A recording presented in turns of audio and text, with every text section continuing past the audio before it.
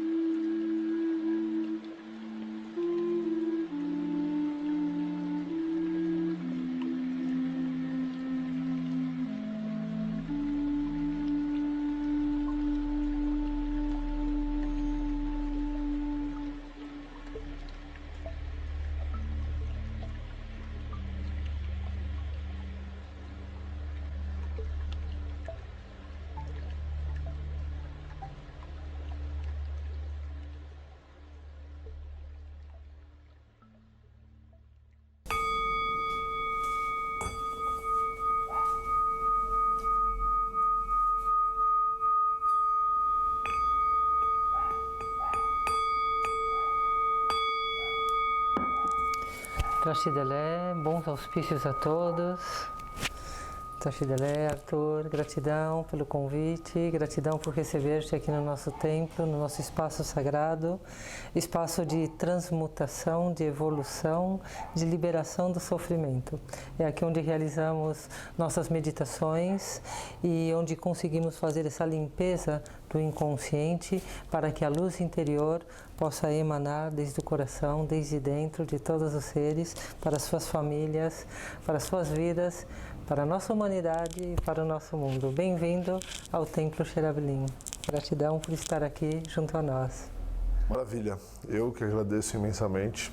Já estou frequentando há um tempo e sei o quanto já foi transformador na minha vida, né? E venho encontrando pessoas me perguntando o que é o budismo, como funciona, e muitas questões, e eu vejo muitas dúvidas e pouco direcionamento. Eu vejo uma dificuldade da pessoa entender aonde buscar, como buscar, uma dificuldade minha também, né? Obviamente que com o seu apoio tudo tem sido muito diferente, mas eu vejo que a internet, apesar de ter facilitado muito, né, os nossos acessos, a informação, ela acaba dando abertura para informações que não são as ideais, né? Você acaba encontrando coisas que travam a busca, ela fala mal antes de falar imparcialmente.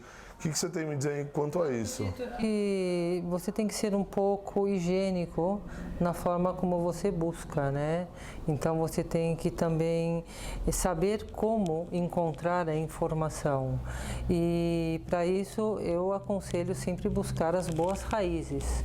As boas raízes significam os mestres autênticos, as linhagens autênticas. Então por exemplo, quando eu vou fazer uma consulta, a primeira coisa que eu olho é que linhagem é, que mestre é. Se não tem linhagem, não tem mestre, eu nem olho. Mesmo se o tema é um tema que me interesse, entende?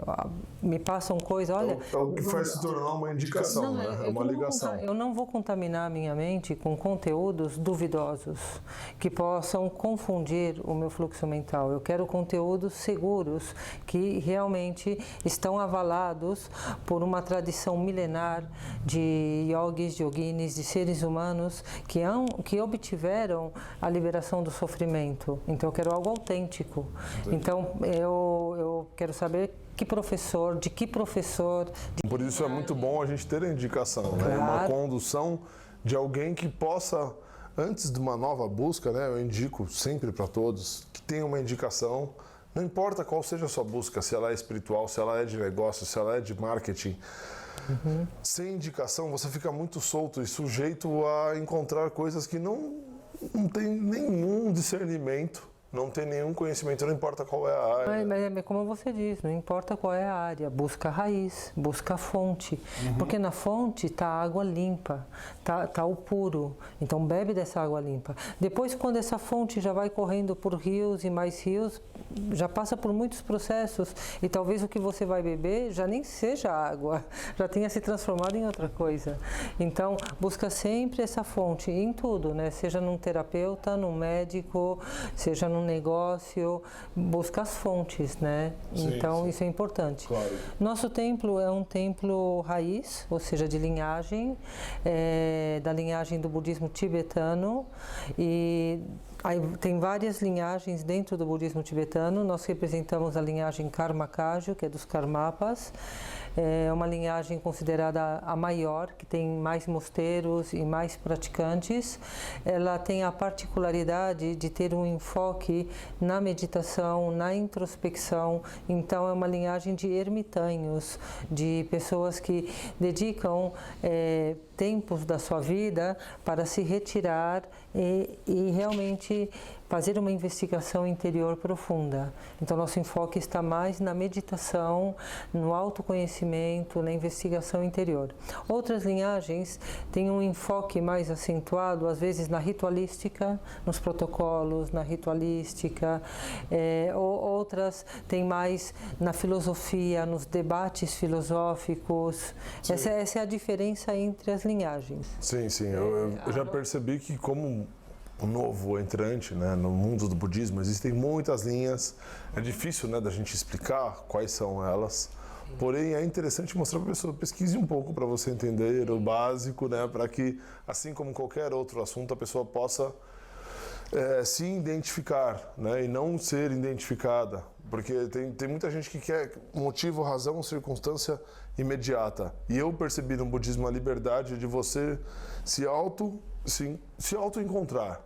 Ter a liberdade de, com um pouco de discernimento, um pouco de ajuda, assim como na vida, assim como nos negócios, né? Você ter a liberdade de entender quem é você, quem eu sou, o que eu posso fazer, quais são os meus contatos, quais são os negócios que eu posso lidar, que tipo de ação eu posso fazer. Então, todo mundo sabe que o programa é o Business Hour. Então, a gente tenta unificar, né? Hoje, uma entrevista magnífica, né, com a monja Anne, tentando trazer um pouquinho de espiritualidade, né? Um pouquinho não, muito de espiritualidade, de conceitos e um conhecimento muito puro e que poucas pessoas terão a oportunidade na vida de entender a pureza, né, e o poder que o budismo tem para trazer a quem se interessar a partir desse vídeo, a partir dessa entrevista, que pode ser aplicado na vida de todas as pessoas, na vida de todos os profissionais de todas as áreas. Porque eu senti que o budismo não tem fronteiras. Então, eu vejo evangélicos frequentando o templo, eu vejo católicos, eu vejo umbandistas, pessoas de diversas áreas das religiões frequentando aqui. E realmente eu percebo que a proposta ela é universalista, não, monja? Sim, porque o budismo não é religião. O budismo é autoconhecimento. E autoconhecimento é para a humanidade, é para o ser humano. E também não depende da classe social e nem do nível de instrução. Você pode ser um analfabeto, você não precisa ser um catedrático, um graduado em qualquer área de estudos. Porque o objeto de investigação é a nossa consciência. É a consciência humana. Então, o fato de que seja a consciência humana é acessível a todo ser humano. Não tem diferença e não é nem melhor nem pior se é um jovem ou se é um velho, um idoso. É completamente a mesma coisa, porque ambos são seres humanos. Então, o sofrimento, a raiz do sofrimento está na mente humana e a raiz da liberação está na mente humana. E o que o budismo nos ensina é conhecer a mente humana. Por isso, você pode ser de qualquer religião, de qualquer filosofia, você pode ter erudição ou você pode não ter nenhum tipo de instrução. Você é um ser humano. Todos são bem-vindos. Você é um ser humano, entende? Então todos são bem-vindos.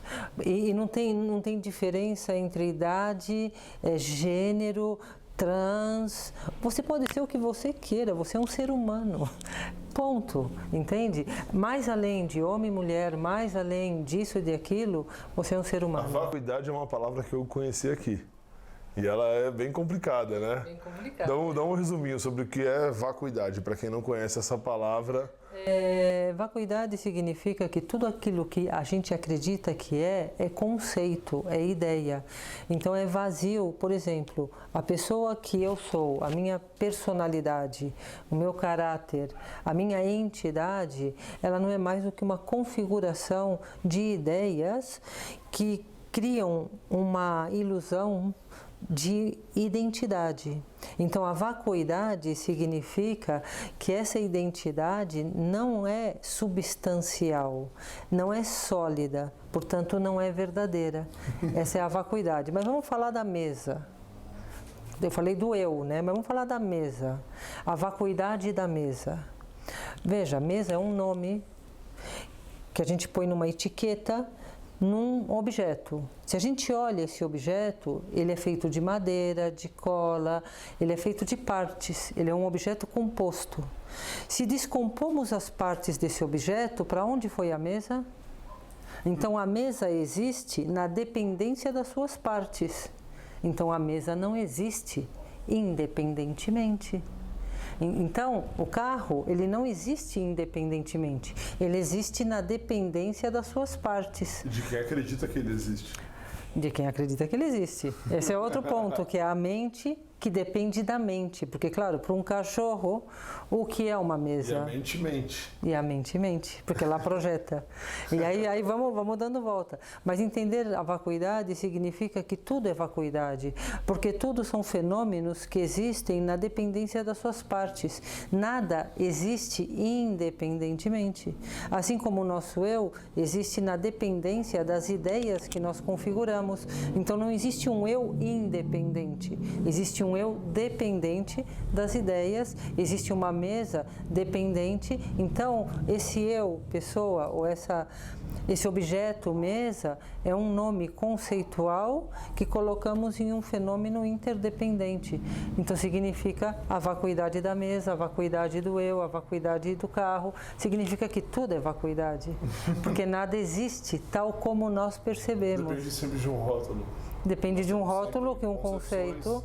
E, ademais, esse rótulo está na dependência do nosso humor. Porque aí colocamos características e propriedades. É bonito. Onde está a beleza da flor? Está na flor ou está na tua mente? É feio. Onde está o feio? Está no objeto? Essa mesa é feia. Mentalidade coletiva. E aí também entramos em capas e capas. Porque dependendo de onde você está inserido, para quem você vai falar, para quem você... Meio. Então, por isso eu estou dizendo que tudo é distorcido. Isso é a vacuidade. Ou seja, o objeto não existe independentemente. E nós acreditamos que ele existe. Então já está uma mente equivocada. Eu imagino que assim como está sendo para mim esse processo de conhecimento, né, que é necessário você estudar, se aprofundar. Muito interessante ter um mestre, então é um orgulho ter você como mestra. É muito importante. Está me guiando nesse novo muito caminho. importante. Eu agradeço por todos os Agora, ensinamentos o importante é entender para que serve. Para que serve entender a vacuidade? Para que serve o autoconhecimento? Serve para ser feliz, em primeiro lugar. Serve para viver em paz.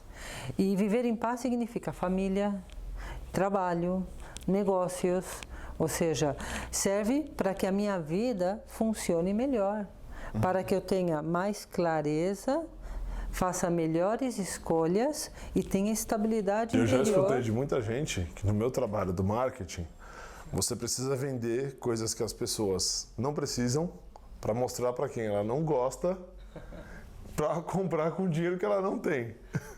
Então, a gente vive isso o dia inteiro, né? Infelizmente, eu já vivenciei e vivencio isso, né? Eu preciso criar estratégias para que os meus clientes e as pessoas expandam seus negócios. para que elas vendam mais. Precisa ter a mente clara, e a mente clara surge da estabilidade interior. Porque se acontece uma coisa, você vem para cá, acontece outra coisa. Você está nessa montanha russa que sobe e desce, da euforia e da depressão. Ai, estou feliz, ai, estou triste, estou triste. Você está com uma mente parcial, você não tem a clareza para tomar as decisões. Qual foi o desprendimento seu na sua história de vida, onde vamos dividir entre vida comum e a vida dedicada ao budismo? Qual foi o momento principal que deu o estralo? Cada pessoa vai ter o seu momento. E o teu momento não é o mesmo que o meu e nem da mesma forma, mas todos vamos ter esse momento, né? É um momento onde tudo perde o sentido.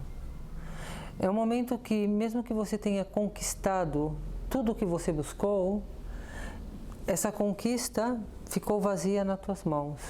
Seja a família, seja o trabalho, seja os restaurantes, as férias, as viagens, os cassinos, seja tudo aquilo que você lutou e você conquista. Você luta e conquista. Mas essa conquista, quando você consegue ela, você está vazio. Entende? Então é esse ponto assim desse vazio interior, dessa insatisfação interior que foi se tornando muito grande dentro de mim. E isso... a busca se torna eterna, né? Porque parece que essa conquista material, sim, ela cria um looping contínuo, porque você experiencia. Eu conheci mais coisas, preciso ter mais coisas. Conheci mais coisas, preciso... Como você, fazemos parte de uma mesma cultura, de uma mesma época. Então somos submetidos aos mesmos estímulos desde que nascemos. O que você vai ser quando crescer? Você tem que estudar, você tem que ser um herói no mundo, você tem que ser um conquistador. Então eu fui exposta às mesmas provocações. E buscando a família, eu casei, tenho um bom matrimônio, o pai dos meus filhos é um yogi, era meu professor de meditação, meu professor de yoga, imagina que foi um vislumbre para mim. Ele foi o responsável? Ele foi o responsável, foi o primeiro responsável, né? Como que era a sua ligação espiritual? Não, eu já nasci com isso dentro, desde que eu abri os olhos eu já gostei da mística, né? Entendi. Então eu já gostei de tudo o que tem que ver com o invisível. Tudo que podemos considerar o lado espiritual. Exato, mas é que eu já nasci vendo fantasma, entende? Então eu já fui uma criança perturbada por fantasma. E então até os 7 anos eu tinha a visão muito aberta, eu já via muitos fantasmas. Aí depois dos 7 anos eu acreditei que eu era diferente, que eu já tinha poderes, né? Porque quem vê fantasma tem poderes. Você para de fugir dos fantasmas e os fantasmas passam a ser teus amigos. E aí eu comecei a brincar de poderes. Então minhas brincadeiras eram poderes que eu tinha dos fantasmas, que agora eram meus amigos, porque naquele momento, naquela mentalidade infantil... Começou a fazer bem, começou a ter sentido. Eu fazia bruxaria, né? Eu fazia rituais, né? Com os meus amigos fantasma para ter conquistas mundanas, com meus brinquedos, com o que eu queria. Entendi. E isso foi até os 14 anos. De onde veio o budismo? 14 anos. Com 14 anos foi quando eu conheci a biodança, que eu fiz um trabalho terapêutico já, né, que eu me interessei por terapias, que também fui até a Liberdade e queria conhecer o que era meditação. A Liberdade, o bairro? O bairro Liberdade, no templo. Não em busca da liberdade. Não, o bairro Liberdade de São Paulo. Vamos deixar claro. Que eu fui em busca da liberdade. Não, eu fui conhecer um templo, né? Sim. Mas o primeiro, não lembro, um templo chinês. Mais de um, né? Sim, tem muitos. Eu fui em um deles, um japonês. Na Liberdade, inclusive, né? Tem mais de um. Tem muitos. E na minha curiosidade, eu conheci a meditação através de terapias de grupo, trabalhos de grupos na Metodista. Terapia, muito legal. Às vezes os melasmas da linguagem. Terapia, né? Terapia. Eu gostava muito de tudo isso, né? Então eu comecei a fazer cursos de biodança de fim de semana e foi o primeiro contato com a meditação. E aí eu busquei um templo japonês para mim saber o que era meditação com 14 anos. E aí eu já entrei na Umbanda e aí eu me desenvolvi na Umbanda, virei umbandista e recebi tudo que era, incorporei tudo que tinha que incorporar, mas eu não consegui fazer a esquerda. Aí depois de fazer todas as obrigações da direita, todos os trabalhos de santo da direita, quando foi para a esquerda eu não consegui. Aí eu saí da Umbanda. E não deu para saber o que foi? Hã? Não teve uma mensagem clara do que foi? Não, eu já não queria saber mais nada com Umbanda. Já entendi. Né? Aí eu fui para a mesa branca, porque eu tive que doutrinar todos os espíritos, que eram os espíritos que eu recebia na Umbanda, porque eu tinha meus guias. Aí eu fui para a mesa branca. Então eu fiquei na Umbanda dos 14... Mesa branca, desculpe, Allan Kardec. Kardecismo. Kardecismo. Fui doutrinar os espíritos, porque aí fiquei perturbada por causa dos espíritos, que não me deixavam em paz. Sempre com os espíritos, né?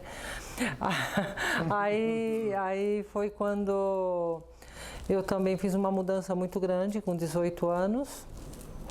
Aí eu decidi me iluminar.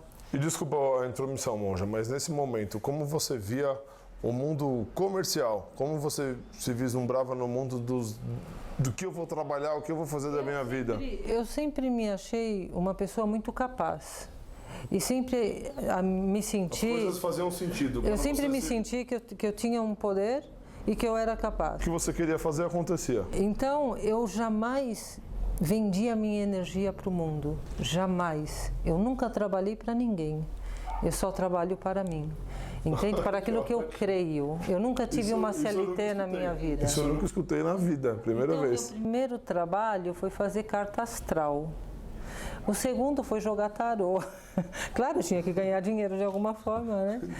Comecei a fazer carta astral. Tinha depois... um pouquinho, né, do trabalho para os outros, porém do seu jeito. Aí eu fiz um curso de formação Então, na Europa. Com 18 anos eu fui para a Europa. Na sua vida, você nunca falou, eu preciso trabalhar numa Não, empresa, jamais. E nunca pedi. Eu nunca gostei de ajuda social. E teve um certo privilégio da sua família também te dar uma posição bacana, né? Diferente. Sim, eu nasci num berço dourado, né? Eu nasci numa cama boa. Importante, eu tenho uma família bem claro. estruturada, né? Mas meus pais também, eles não estão muito de acordo com a minha escolha, porque eles querem que eu seja um engenheiro. Porque não existe outra profissão no mundo mais que engenharia. Essa dualidade, Engenheiro industrial. essa dualidade da busca espiritual, eu já escutei outras histórias, você já deve ter escutado, que pessoas que não são privilegiadas dificilmente conquistam alguma posição no mundo espiritual. E eu sempre pensei, poxa, me parece verdade. Porque a pessoa que nasce numa condição social ruim, né, pela nossa sociedade, ela não tem condição. é difícil dela conseguir, né, porque ela precisa do mínimo de esforço para trabalhar para alguém, para sobreviver. Com essa mentalidade. Aí vem a história do karma. Ela já nasce com isso, né? Ela já está, então é muito difícil. Então, uma das condições de uma vida humana preciosa é os fatores externos favoráveis. Então, eu sou um ser humano precioso. Eu tenho as causas e condições externas que favorecem o meu desenvolvimento espiritual. Já nasceu sabendo que foi privilegiada. Sim. Sim. E soube aproveitar desse privilégio, então, que você tinha que privilegiar outras pessoas. Eu pude me aproveitar. Então, por exemplo, minha família não precisa que eu trabalhe para manter eles. E, ademais, se algo me passa, meu pai sempre vai me resgatar e me resgata até hoje. Então, eu sei se eu fico sem dinheiro, ele vai me ajudar. Entende? Mesmo que ele não me dê dinheiro, quando eu fico sem dinheiro, ele me ajuda até hoje, porque ele é meu pai. Entende? Ele podia fazer muito mais, mas veja, esse templo é um presente do meu pai. O centro de retiro que nós temos, o mosteiro, é um presente do meu pai. Então meu pai é meu grande herói, né? Senão eu não seria a monja que eu sou. Pegando a história aqui agora, vinculando, né, a TV São Caetano para os nossos espectadores de São Caetano, que o templo lá é em São Caetano. Sim. E que poucas pessoas sabem da história de como aconteceu isso aqui em São Caetano, né? É nascido da imigração da pós-guerra, da Itália. Meus avós migraram naquelas coisas loucas que vocês já ouviram falar, naqueles barcos, e tinha a AGM começando e que dava dinheiro, e aqui onde nós estamos não tinha nada, aqui tinha vaca, onde está o templo hoje, né? E aqui tinha uma barraca, que é onde veio meus avós morar, jovens. Você se recorda até do som dos animais? Meu pai, eu não, porque eu não. Meu pai nasceu e tinha vaca aqui. Então imagina que São Caetano mudou. Você não lembrava? Não, porque já mudou, né? Já era outro meu pai, momento, eu tô falando quando meu pai era pequeno, quando meu pai tinha 6, 7 anos, entende? Meu pai tem 80 hoje. Então, São Caetano mudou muito em 80 anos, né? Então, eu de criança, eu brincava aqui na rua. Aqui não tinha ônibus nem semáforo. Mas você não ficou muito tempo aqui, né? Eu sei que você passou... anos eu fui embora. E aí, como foi essa história no exterior, resumidamente? Eu fui onde você buscando passou? a iluminação. Quando chegou 18 anos, eu falei, ou eu me ilumino ou morro.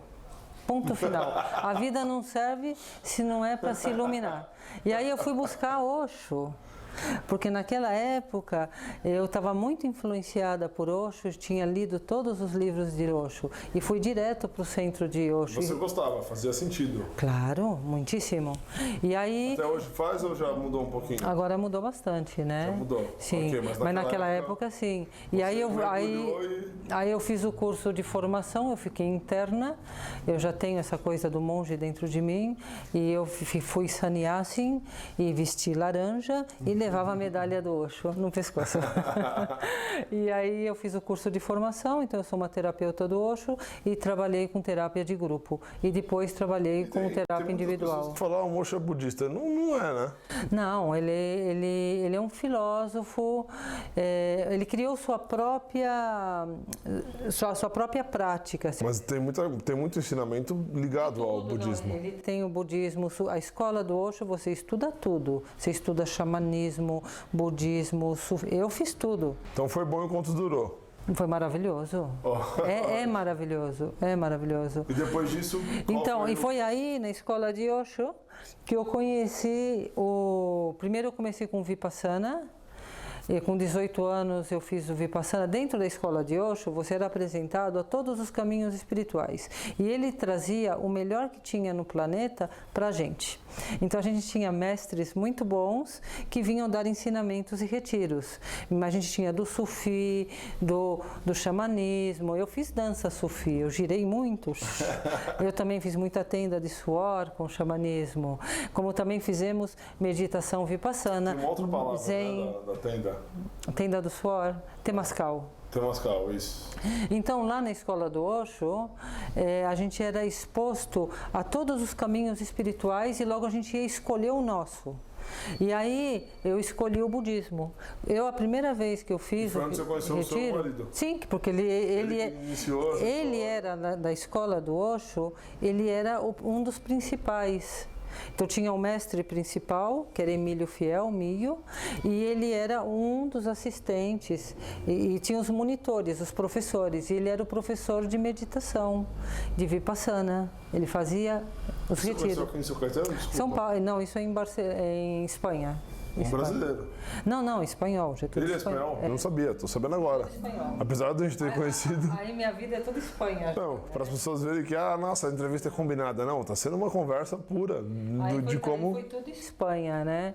E aí ele era um dos principais, mas eu tinha 18 anos. E ele tinha 32. Que imagina que uma menina de 18 anos, um homem de 30, é uma coisa maravilhosa, né? E ademais, todo iluminado, vestido de branco, um yogi. Então, imagina que eu fiquei assim super seduzida, né? E foi uma grande paixão. Uma mentalidade magnífica, né? Então, ele era professor de Vipassana e ele fazia todos os retiros. E então, como eu estava apaixonada, eu não sei se era pela paixão ou se era pelo Buda, mas eu fiz muito Vipassana. Eu fiz mais de 10 Vipassana, porque eu acompanhava os Vipassanas que ele fazia. E aí, depois do Vipassana, fomos apresentados ao Zen. Aí eu fiz a Zen, trabalhei com Koan. O Zen, conhecido hoje da Monja Koan. Sim, eu pratiquei 9 anos. Você conheceu? O quê? A Koan? Sim. Conheceu? Sim, conheço a Koan, sim. Que legal. Várias vezes, tivemos vários encontros. Que ótimo. Temos uma relação, porque, por exemplo, ela se aproximou interessada no centro de retiro que nós temos para ela fazer os retiros lá. Então eu recebi a filha dela, o genro, que foram lá. A gente esteve conversando, teve uma etapa que a gente estava vendo se havia a possibilidade de utilizar o nosso centro de retiro para que ela também pudesse fazer os retiros. Fazendinha, sim. Então temos uma relação muito boa, muito positiva. Então, para quem não próxima. conhece, também já é o convite, né? Para conhecer a Fazendinha, para acompanhar os trabalhos feitos pelas redes sociais e entender que nós temos essa possibilidade, né? Porque eu acho que dá para aprofundar um pouquinho mais acelerado. Sim. Será que essa é a palavra? É acelerado. Você ter o contato. Mais intenso, né? Mais você intenso. faz um retiro, você faz uma imersão, você faz um mergulho. E isso te ajuda a você ficar mais claro, traz uma realização mais profunda desde dentro, traz uma transformação na tua vida. Aconteceu comigo. Sim, comigo que acontece comigo também. Entendi. É esse contato com a Coen, ele acabou saudável, não teve... Não, acabou saudável, somos amigos. Quer dizer, não acabou. Não acabou? Tá aí, tá aí. Né? Eu tô colocando ponto final onde não existe, né? Mas eu... Não, continua, mas quero dizer que a gente teve vários momentos e houve um momento de bastante aproximação. E aí depois eu acho que ela foi para outro lugar. E você praticou o Zen durante muito tempo? 9 anos. Aí eu fiz um ciclo de 9 anos de Zazen. E quem foi o mestre o seu mestre do Zen? Ai, eu não lembro o nome, era um mestre, não, japonês, de fora, na Espanha. E aí, mas nesse período eu não era monge, eu era um praticante e durante esse período eu me casei, eu tive 3 filhos. Agora tem que ter um resumo pra gente conseguir contar, né, esses detalhes. Aí eu tive 3 filhos e praticando Zen, era uma praticante, né? Eu saí do ashram, deixei de ser sannyasi, eu com o meu professor, que foi meu marido e pai dos meus filhos, a gente sai do ashram e começa uma vida de família. Entende? Casamos 2 vezes lá e aqui e construímos uma família. Isso é para poucos, né? Casamos 2 vezes.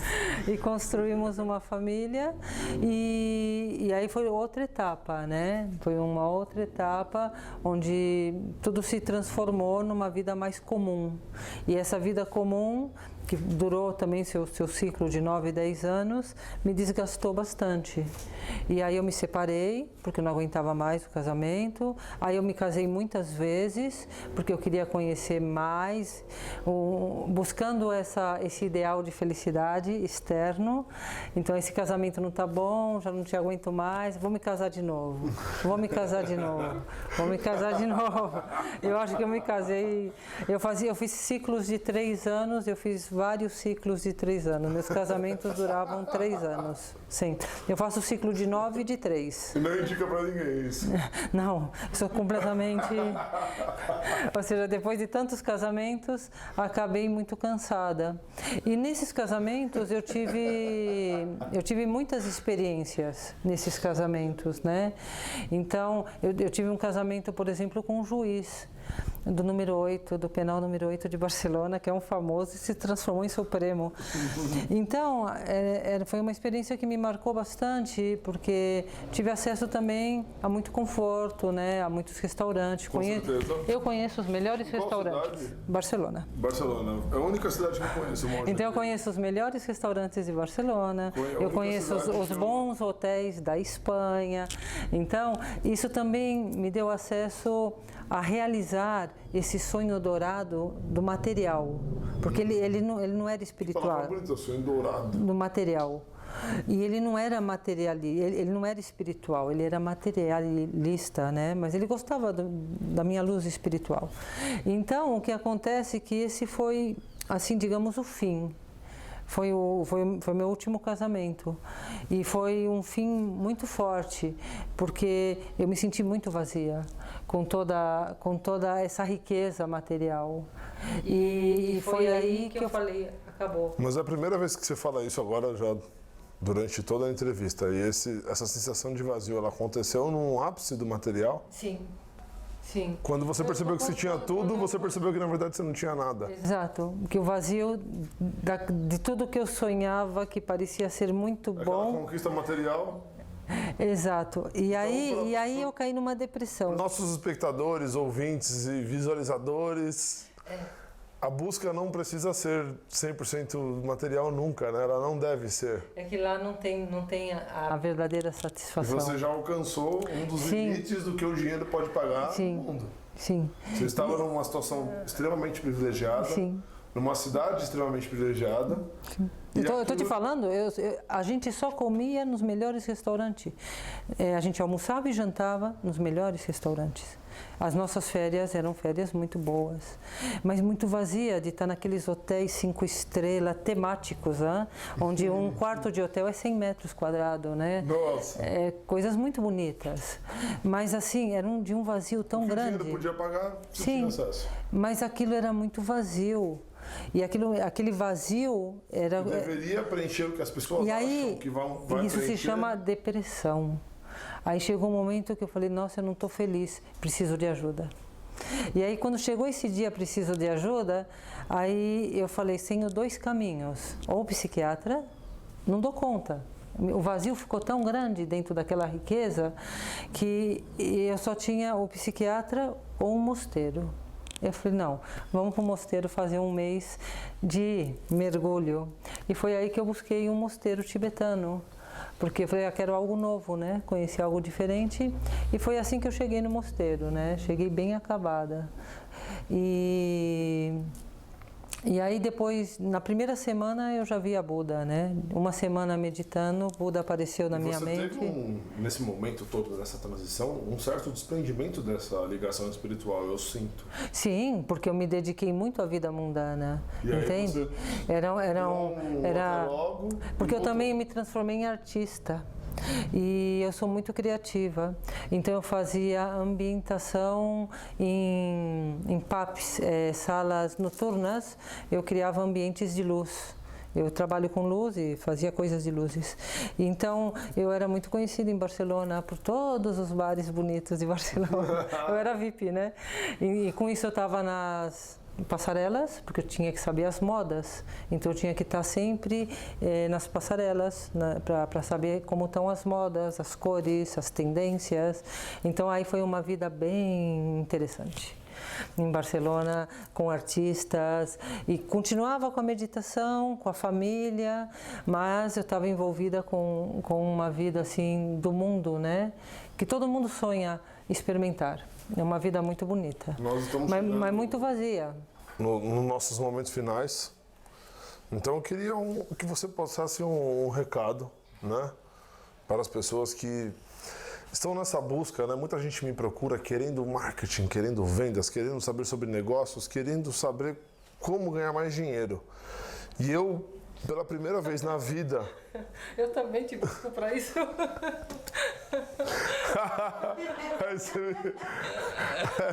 É necessário, é necessário. Ele é necessário para a vida. Sim, ó, um templo, um mosteiro. Antes do recado final, para a gente quebrar, tirar esse estigma que existe de religião e dinheiro, é necessário a gente ter capital aqui para movimentar a coisa, né? Por isso eu te busquei, Claro. entende? Falei, nossa, Arthur Marketing, venha que me ajude, porque tenho que pagar conta, entende? Não só pagar conta, quero desenvolver, quero que mais pessoas Existem conheçam. pessoas que dependem do que você construiu, funcionários, né? Você construiu um legado, você já construiu uma história, pessoas que estão interligadas e que trabalham em função do que você construiu. Sim. E a sanga, né, que a gente chama, poucas pessoas não... Então, não é só pagar conta, eu também tenho um sonho, como cada empresário, eu também sou uma empresária. A minha empresa é o templo, a minha empresa é a evolução da humanidade, a minha empresa é a liberação do sofrimento. Então eu tenho um centro de retiro, eu tenho um templo, é uma empresa, é um produto, é um negócio. Então eu também preciso de marketing, eu não estou dando as costas ao dinheiro, eu preciso também, o dinheiro é o sangue do sistema, é o que circula, é a vida, é o que faz crescer e desenvolver. Então é muito importante os bons negócios, é muito importante o marketing. Agora, um dos erros a que eu felicidade não está essa conquista material, só entende? material. Exato. Ela é uma das necessárias, mas não pode ser a única, né? Não, porque na verdade é interno, né? Ou seja, a tua paz e felicidade está dentro de você, não está fora. Mas fora não está independente de dentro. Você também atua no mundo. Então você também precisa do mundo. É interdependente. Então tem que ter esse movimento de paz interior e realização material. Não é só realização material. Senão você não vai ter a paz interior. Então você precisa da paz interior e da realização material também. As duas coisas têm que caminhar ao mesmo tempo. Sim, como dica hoje, uma coisa que me fez muita diferença, né, me faz muita diferença, o entendimento, né, desses conceitos, de conseguir dar abrir um pouco a mente, né, o despertar, né, que a gente vê, estou vendo muito isso no budismo, despertar. Esse despertar é uma, eu acho que qual foi? Estamos dormindo, né?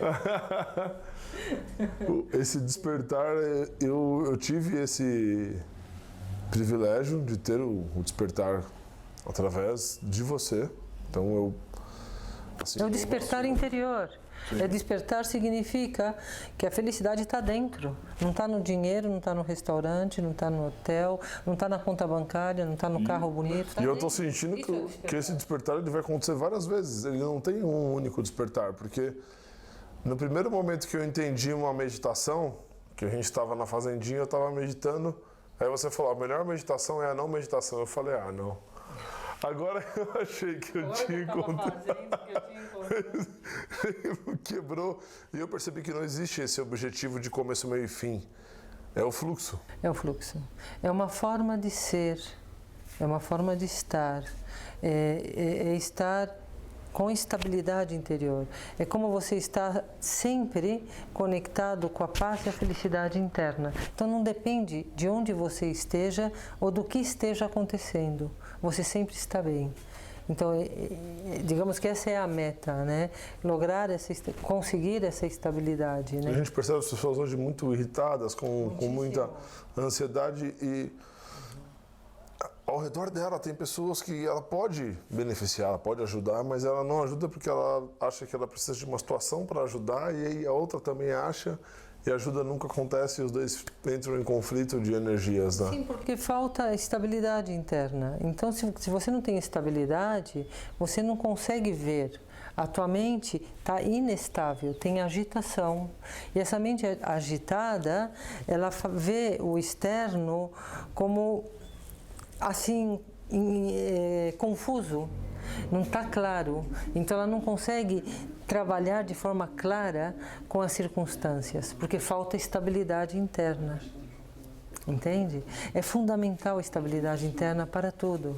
Sim. Para que você seja feliz e esteja bem na vida. E eu já vi, né, algumas aplicações do budismo nos negócios, que é a maior parte do meu público, das pessoas que estão nos assistindo e vão assistir aí na posteridade, porque a gente está gravando uma coisa que vai ficar para sempre, que tem poucas pessoas que dão valor para isso, né? De que o que a gente grava hoje, ele vai continuar gravado para sempre, né? Então, essas mídias, todo esse movimento, todos os ensinamentos, o que era antes um livro, o que no budismo eu descobri que é o Dharma, ele não acaba. Ele não acaba. Ele continua, mas ele depende de que pessoas visualizem e acreditem para que ele viva. Sim. Ele está lá, mas ele precisa dessa audiência. E nos negócios, os ensinamentos, os dharmas, eles têm uma aplicação muito prática e funcional, né? Tanto é que nós temos aí um best-seller mundial chamado Monge o Executivo, com dicas diretas do budismo para a prática de negócios, né? Para um entendimento de paz mental, do controle da maestria com os funcionários, da liderança. Que a liderança, ela muda muito de como a empresa tem reflexo para o exterior. Porque muitas vezes o líder não é quem está no atendimento, na linha de frente. E como esse líder lidera esses funcionários, faz diferença dessa empresa prosperar ou não. Sim. E o budismo tem muito desses ensinamentos. Então eu gostaria de finalizar com dicas, né, para que os nossos espectadores possam entender como buscar mais, obviamente, né? Não adianta agora, rapidamente, em poucos minutos, agora eu entendi a solução. Mas entender que através de ensinamentos e algumas práticas eles podem ter soluções diferentes, que a internet tem colocado assim muita coisa de solução rápida e imediata que eu não acredito. Não aconselho a ninguém a acreditar. O conhecimento deve ser contínuo. E o budismo, eu tenho certeza que é uma das práticas que podem melhorar o mundo, melhorar a administração, a liderança de todo tipo de empresa, todo tipo de negócio. Então vamos finalizar. Eu acho importante entender que o budismo não é uma pessoa, não é assim alguém, ou seja, budismo é interno, ou seja, estabilidade interior. Isso é budismo, né? É autoconhecimento, é se entender. Então, a partir do momento que você se entende melhor, você está melhor no mundo. Então, você vai lidar melhor com os negócios, com a família e com tudo o que está acontecendo no mundo. Você passa a ser alguém que pode dar. Você passa a ter a tua estabilidade, ela traz benefício. Então, numa equipe de trabalho, assim como na família, assim como com teus vizinhos, com os teus amigos, você passa a ser uma pessoa equilibrada e esse equilíbrio equilibra os demais. Você emana, você frequencia isso. Isso é budismo, entende? Budismo é você ter esse autoconhecimento e desenvolver essa capacidade de permanecer em equilíbrio interior, em paz interior, em felicidade interior, alegria, bom humor, harmonia, criatividade. Tudo que é bom vai aparecer, porque isso é o que nós temos de verdadeiro em nós. Então, o budismo é conectar com o Buda interior, é conectar com o ser interior, é conectar com a nossa verdade interior e se manifestar no mundo desde isso. Isso otimiza todos os relacionamentos e também todas as atividades, não só relacionamento. Então, o trabalhador ele vai trabalhar melhor, porque ele está feliz. Seja o faxineiro, ou seja secretário, ou seja o gerente e diretor. Estão interligados, né? Sim, se você está vibrando felicidade, alegria, bom humor, paz, de verdade, desde dentro, de dentro para fora, você vai frequenciar todo mundo. Então, tua equipe de trabalho vai funcionar bem, entende? Vai se otimizar todo. Mesmo que você trabalhe 14 horas, você vai trabalhar feliz. Essas 14 vão ser assim. Daquilo que a gente pode fazer de fato, do que aquilo que a gente quer, na maioria das vezes. Eu fazer o melhor para quem está próximo, que é literalmente fazer o bem para o próximo, ele é muito mais eficaz do que como ganhar 1 milhão. Sim, mas esse fazer o bem, mas fazer o bem, né, para o próximo significa estar bem consigo mesmo. Esse é o ponto, isso é budismo. É como você se ama, como você tem compaixão com você mesmo, então, como você é alegre. Primeiro a gente tem que se amar. Claro, esse é o recado. Isso é budismo. Entende? E para quem não se ama, qual que é a dica para começar a se amar? Pois olhar para dentro, encontrar a fonte luminosa e esse amor interior que você encontra. Para que as pessoas entendam através dos seus ensinamentos, através dos dharmas, para que você consiga condicionar as pessoas que não conseguem se amar a se amar. O convite para conhecer, nós estamos abertos. Tem que aprender a visitar. Não, eu digo literalmente, para a gente conseguir finalizar a forma de que as pessoas se conectem a você. Eu sei que nós temos aí eventos, nós temos coisas digitais. Veja, eu estou de domingo a domingo, todos os dias, disponíveis. Você está aberto. Esse é meu trabalho, entende? Ajudar as pessoas a se amarem para poder amar o próximo e amar o mundo e amar a humanidade. Então estamos abertos a todos para quem me procurar. Ou seja, de domingo a domingo, estou no Instagram de segunda a sexta, às 8 horas da manhã, fazendo bom dia. Quinzenalmente estou presencialmente em São Caetano para agendamento particular, aulas particulares ou terapia também. Também faço vamos fazer um movimento gratuito para que conheça as pessoas, né? Para que tenham um primeiro mas quinzenalmente eu estou dedicando sexta e sábado com meditações e agendamento particular. E a formação e online, de outros mestres, né? Que eu sei que tem 2 aqui. Sim. Vai, passa para cá, né? Vamos fazer o finalzinho. Que vão ajudar a aumentar, ampliar, né, essa Sim. rede de Pois conhecimento. convidamos a Marina e a Karen a que se aproximem aqui das câmaras. Claro, E que por também favor. são estudantes antigas, já levam aqui talvez uma década Sim, com estudando e estão num processo de transformação de vida. Como estamos Estão chegando naquele ponto que eu já cheguei também, de falar, vamos para o mosteiro? Exato, Vamos para o exato. mosteiro? Então, Porque chega um momento que você conquista tudo e não conquista nada e entende que a verdadeira conquista é a conquista da própria mente. E para isso você tem que fazer uma imersão para poder conquistar essa mente e voltar para o mundo e ser um conquistador no mundo para o benefício de todos. Sim. Então elas estão nesse processo, né? Conta-nos alguma coisa. Falar depois da monja é uma maravilha. Fica muito fácil. Eu começo você. Ah, filha da peteca. Espera, deixa eu passar o microfone. claro. Uma esticadinha no microfone. Bom, esse caminho, ele é, como a monja costuma dizer, ele é interno, ele é solitário, de certa forma, ele tem que ser esse mergulho. E realmente chega um momento que a gente começa a esgotar as possibilidades do externo. Vai aqui, vai ali. É como se a gente fosse abrindo algumas portas, vai, abre, chega uma hora que você fala, caramba, o que eu estou buscando não está em nenhuma delas. Realmente eu vou ter que mudar a perspectiva, eu vou ter que mudar aqui a forma que eu estou enxergando, porque eu estou esgotando as possibilidades, estão acabando as portas. Então eu achava que a felicidade estava no relacionamento, depois você acredita que está na carreira, depois você acredita que está no dinheiro, enfim, você vai mudando aonde você coloca esse ideal. Alcança e aí é uma brincadeira mais minha, monja. Eu falo que é o pote de ouro no fim do arco-íris, sabe? Aquele pote do Leprechaun. Você chega no pote de ouro, olha lá dentro e fala, não acredito, não tá aqui também. pra onde eu vou agora?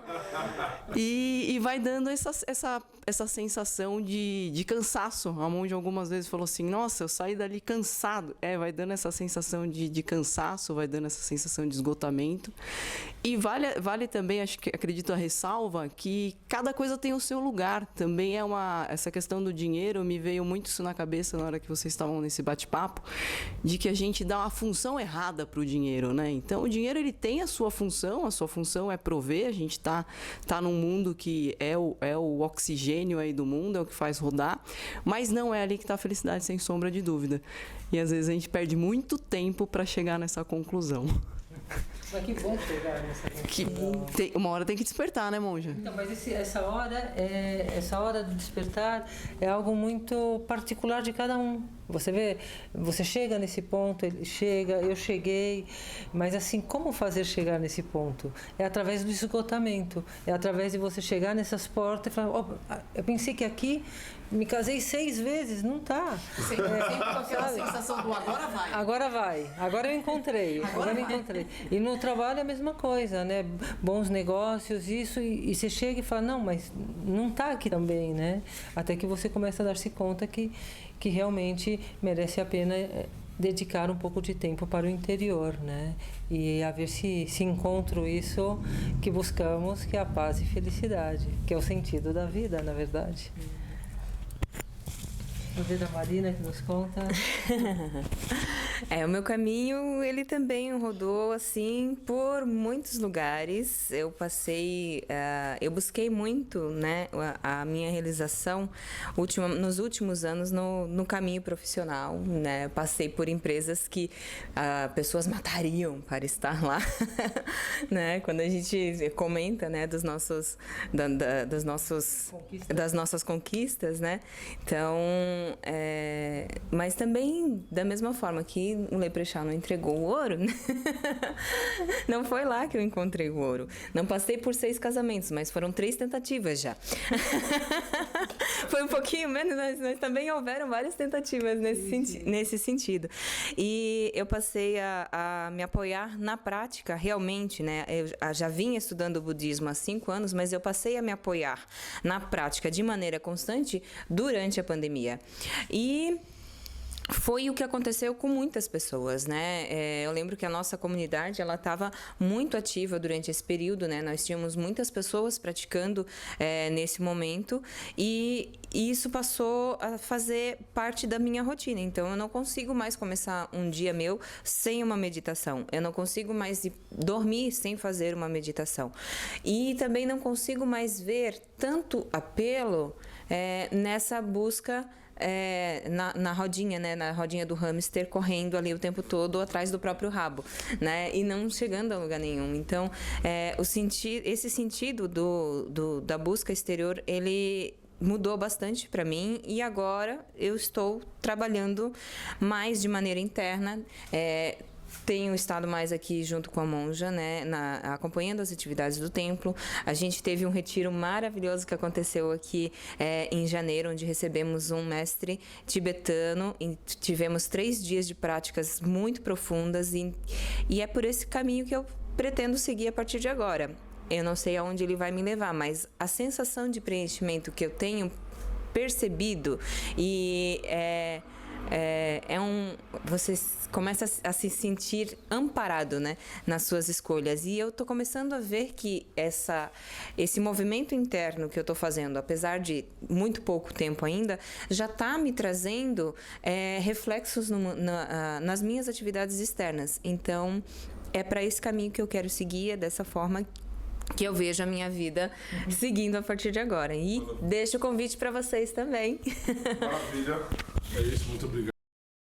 Muito obrigado, Karen, pelos depoimentos aqui, né, de pessoas que realmente participaram e estão vivenciando, né, a experiência que o budismo traz para a vida de vocês. Muito obrigado, monja, né?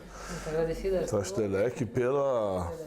Nossa, eu não consigo descrever ainda. Eu estou aprendendo essa descrição de tudo que está acontecendo na minha vida, mas eu agradeço a todos que nos acompanharam, né, ao vivo e que vão ver esse programa aí na posteridade, no YouTube, no Instagram, aonde for. Eu fico muito feliz, né, em estar aqui mais uma vez com o Business Hour, mais uma vez falando sobre negócios, mas dessa vez com um jeito extremamente diferente e inovador, eu diria, trazendo práticas de budismo, histórias, depoimentos de um conhecimento muito puro, muito maravilhoso. E eu encerro aqui e gostaria de um encerramento seu, monja, para finalizar aqui a nossa entrevista, para desejar um pouco de paz e energia positiva para o mundo. Vamos lá pegar essa energia, esse calor que nós geramos, essa energia bonita, né? Essa boa disposição de cada um dos que aqui estamos, de oferecer isso para o mundo, e vamos juntar essa energia e transformar em paz, e vamos fazer uma chuva de bênção na mente, no coração da nossa humanidade. Então é um momento, um instante de silêncio, onde nos esvaziamos e a nossa alegria, a nossa satisfação, a nossa energia, o nosso mérito de ter saído das nossas casas, ter deixado de fazer outras atividades, de estarmos aqui para oferecer para o mundo paz, amor. Que todos os seres sejam felizes, que todos os seres descansem em paz, oferecendo a nossa luz para a paz mundial, para a felicidade de todos os seres.